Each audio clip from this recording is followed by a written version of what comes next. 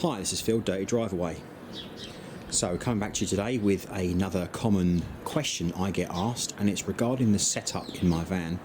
And people have asked why I have got a dual feed into my water tank, or some people call them buffer tanks, whatever you want to call them. It's basically the water tank that feeds your washer. Obviously, if your washer connects to a garden hose, then this won't affect you. But if you've got a negative feed washer, so i.e. the washer draws the water from a water source, whether you use a wheelie bin or a water tank in the van, this will basically explain to you why I use a double feed. So basically what I'm going to try and explain to you is over the length of a piece of pipe or hose, whatever you want to call it, the flow rate and the pressure is going to drop off the longer the piece of hose. So I have a 60 metre reel in the van, and I also have a 40 metre auto retracting reel in the van. And you can actually increase the flow rate to the tank by dual feeding. You're not going to get massive amounts, but on a high draw washer like mine, an extra couple of litres a minute into the tank can make all the difference. So basically I'm going to show you and explain to you why I do it, and I'm going to demonstrate here. So basically I'm at home. I've got quite a high pressure and high flow garden tap. Don't know why, but it just is. So in front of me here I have my outdoor tap, and I have it connected to a smart flow meter. They're made by Gardena. You can pick them up on Amazon for about 25 quid, and basically this will give you the flow rate from the tap. It's not going to be mentally accurate, but it's pretty good for giving you a rough idea. So anyway, here's the tap. What I'm going to do is I'm going to switch the tap onto full, and then we can read the flow coming out of it on the digital display on the front. I'm going to have to stand back because it sprays like a pig and I get soaked. So what I'm going to try and do is see if I can zoom you into the meter. Excuse the handshake, we are going manual today. So we're going to switch it on, and you should see the meter come to life. So that's on full. Just let it stabilise.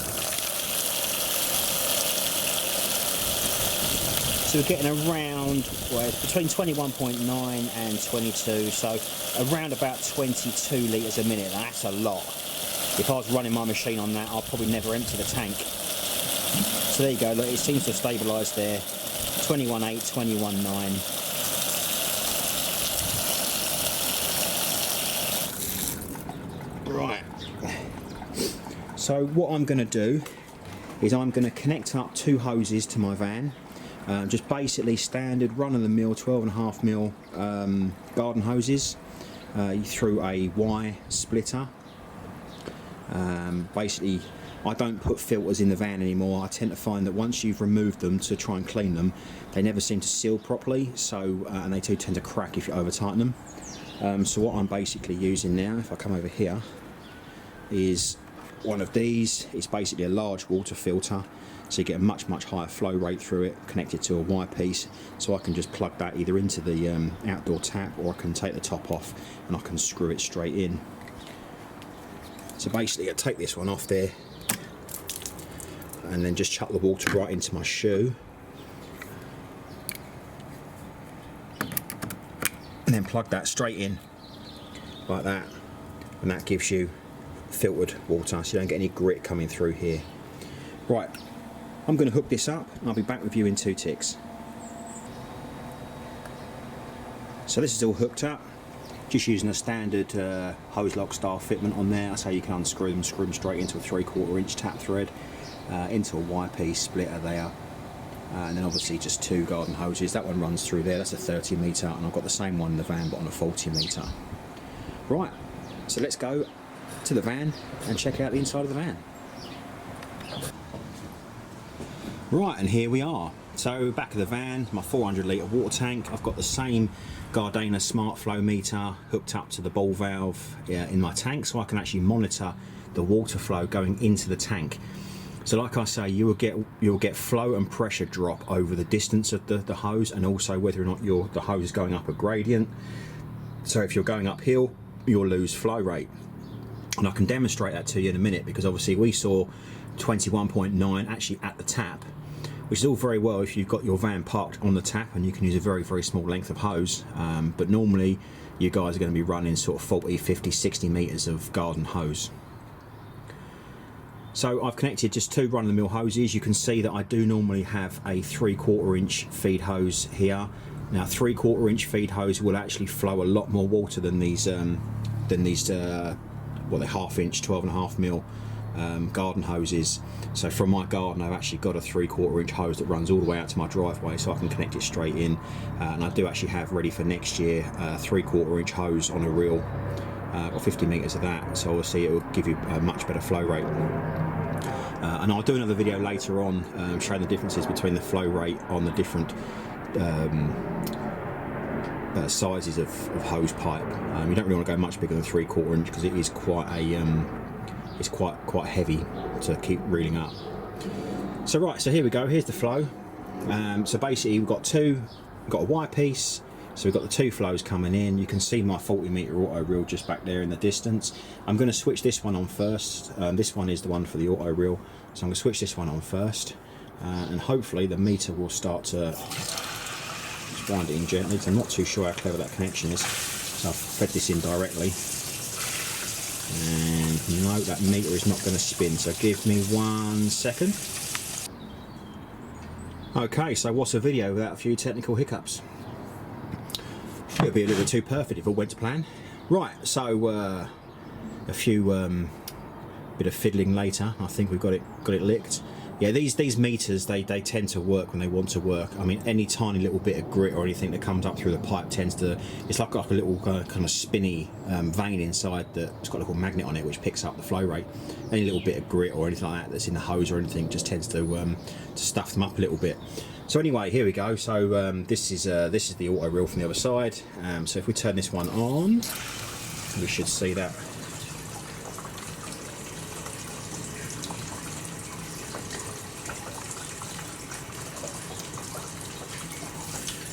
So there you can see on a single feed, that's a massive drop. And that is over half the flow rate. So that's sort of leveling out about 8.2, 8.1, 8.2, and we were getting 21.8, 21.9, I think it was, in the back. So you can see there's a massive drop in the flow rate coming from the through the hoses, from the garden into the hoses, and that's what you're facing. So even though you may have a tap in the garden that's got wicked flow and pressure, by the time it actually gets to your water tank, you're losing loads. So as you can see, we've got one of them on now, and we're on 8.2. So I'm going to flick the other one on. You can hear it increasing. And there we're now up to, might stutter a little bit because it's got a bit of air in it. Let's see if it's going to let itself out. So it's ticking round between sort of 12.6, 12.5. So it's about 12.6. So again, that's still quite a bit of a difference over the single pipe, which was, what was that, 8.6. So you're getting an extra 4 litres a minute. You know, it doesn't sound like a lot, but that 4 litres a minute is quite a lot of flow, especially on a high draw machine. So just to show you again, if I switch that off, you can hear the flow rate drop. Back to 8.2. And it's purely because these 12.5mm hoses, they cannot flow the amount of water. So even though the tap in the garden is reading 21.8, over the length of hose, from the back it's 30 metres of hose. So over that length of hose, and because the diameter is smaller, it physically can't flow the 20 odd litres a minute. So you flick that one back on again, you hear it increase.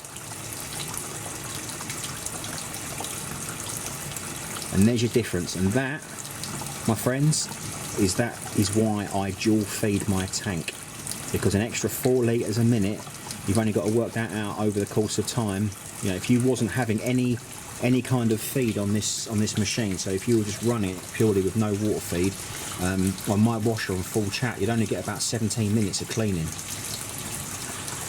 So that extra 4 litres a minute coming into your tank obviously means that, you know, if you do happen to run out of water, it'll fill up quicker.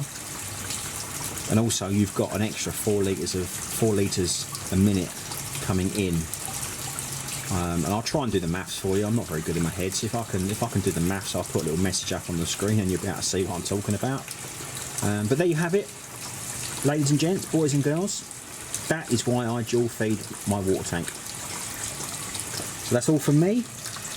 Happy cleaning. Bye for now.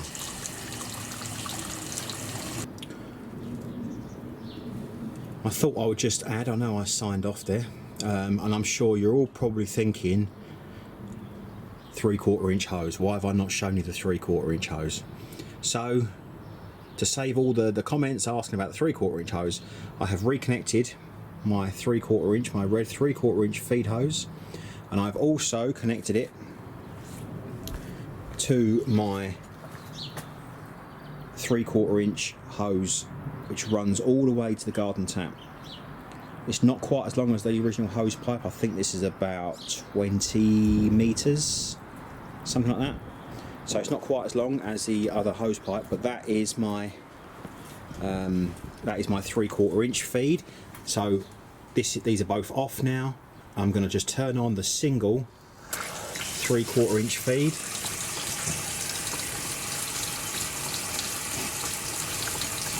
And we are getting,